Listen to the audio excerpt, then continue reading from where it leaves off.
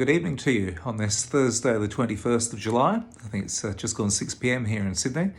And I just thought I'd update people on my continuing adventures with Sydney's public dental system.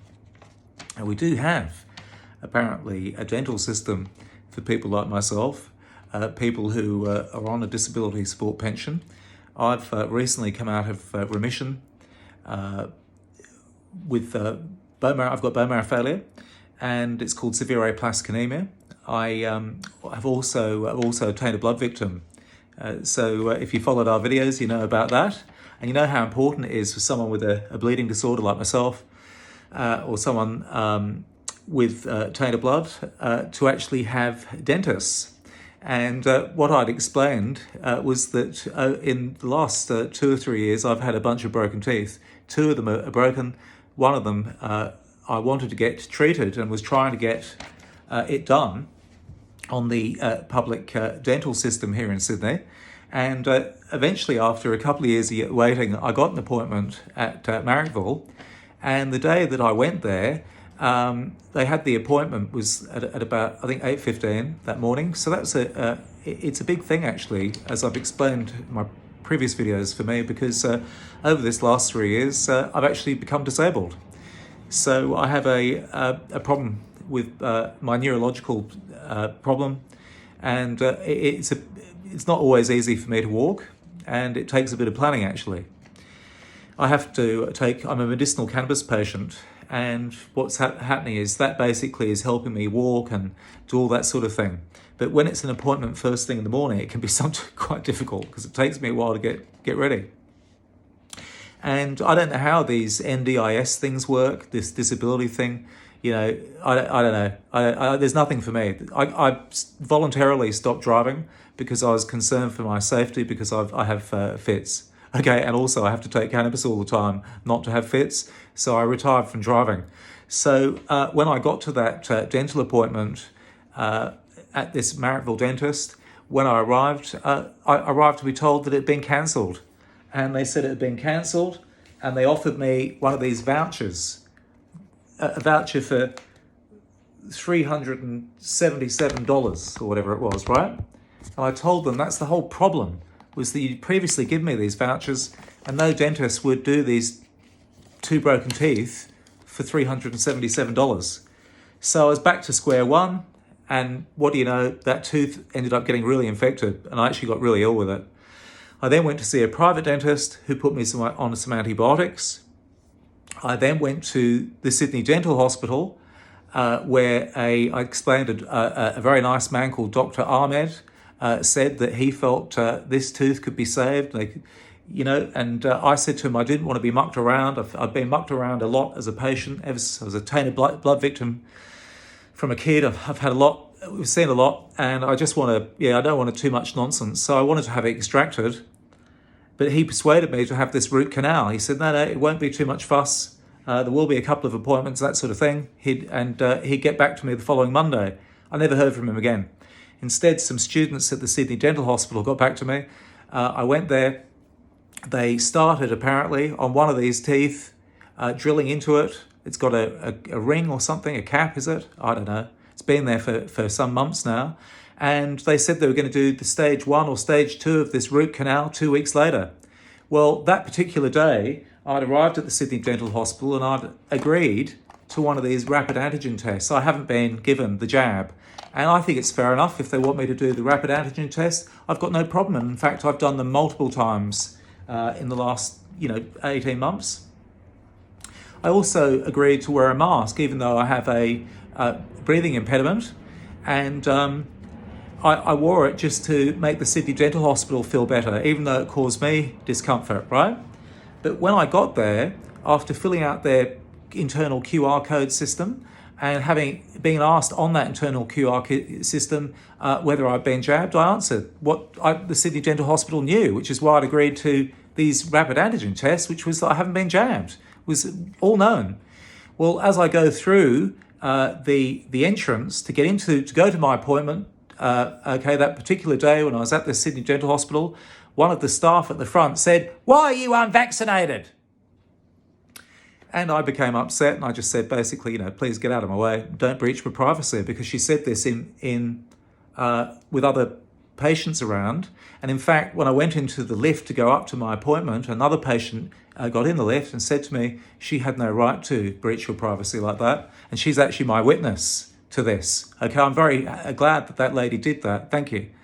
Okay, so then what happened was, as I was leaving the Sydney Dental Hospital, I basically ended up remonstrating with staff and over this privacy issue. Security guards surrounded me. I think I've shared a video about it.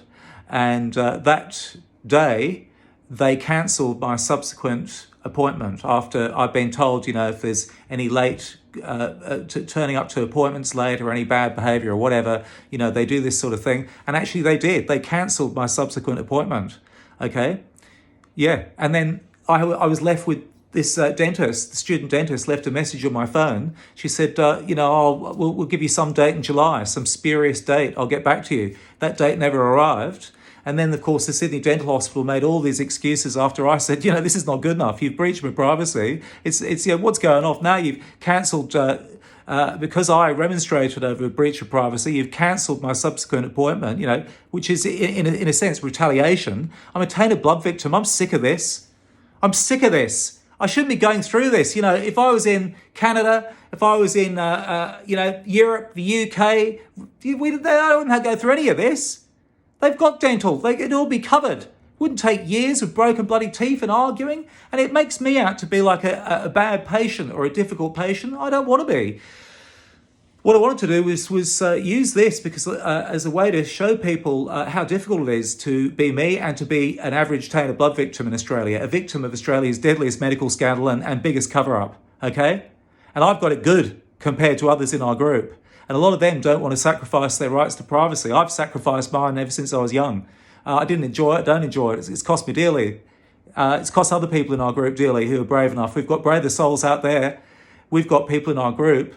My hero, actually, her name's Lyndall. She got HIV in the 1980s, and she got given it from a blood plasma that should never have been given it to her. It should never have been given to her. It was injected to her by mistake. And it gave her HIV. And she spoke publicly about it, and that wasn't easy in the 1980s, right?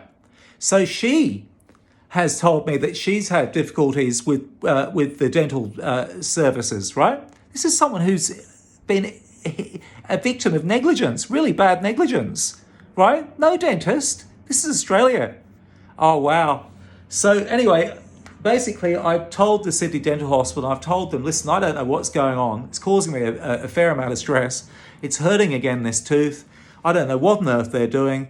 And I've actually, to be honest, I've given up. I've given up with public health, okay? Is there an NDIS? I wouldn't mind some help, but I don't know how to do it anymore. And frankly, it's become impossible. They're more concerned about COVID and COVID tests and all this baloney than they are about someone who's got a virus hundreds of times more deadly than COVID. I've still got hepatitis C. I've also come out of remission, and I'm not super impressed, okay? But I've done this to share with you what it's like.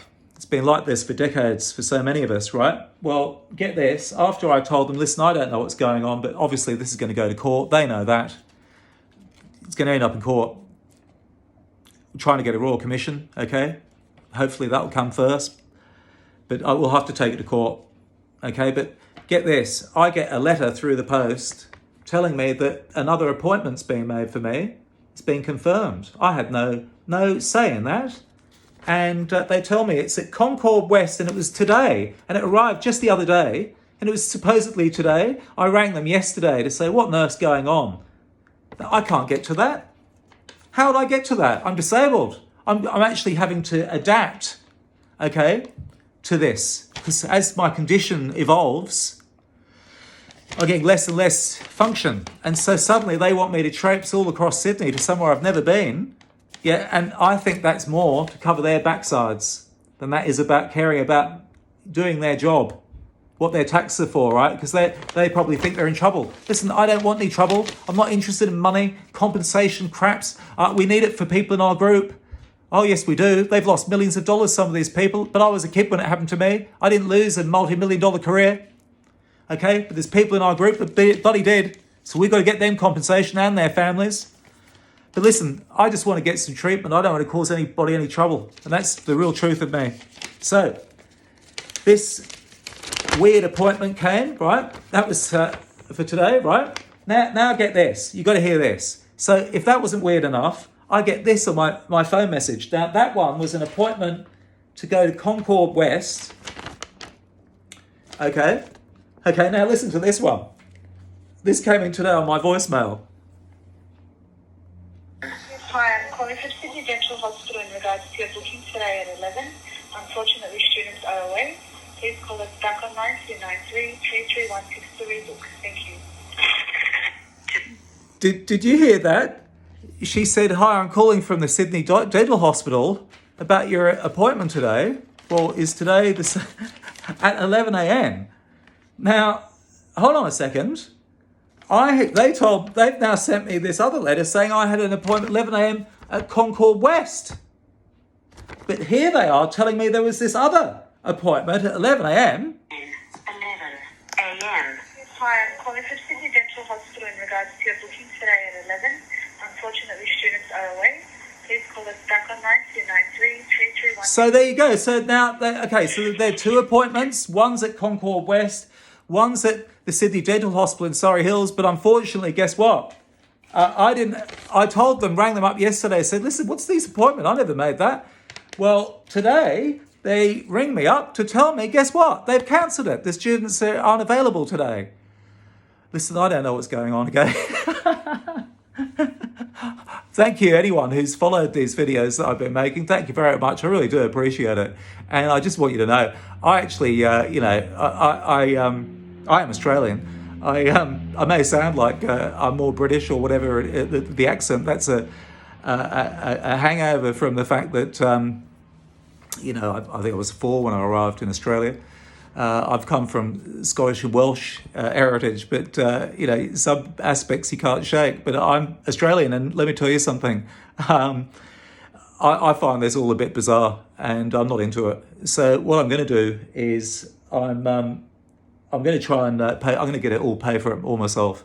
Okay, I'm going to retire from dealing with having to do, or I'll have to do these wherever I go. But I mean, retire from dealing with these appointments that get cancelled and then booked without my knowledge, and then all of this fiasco. I can't do it. I can't handle the stress. And they one guy quoted me $7,000 for one tooth. I've got another tooth. It's going to be a lot of money.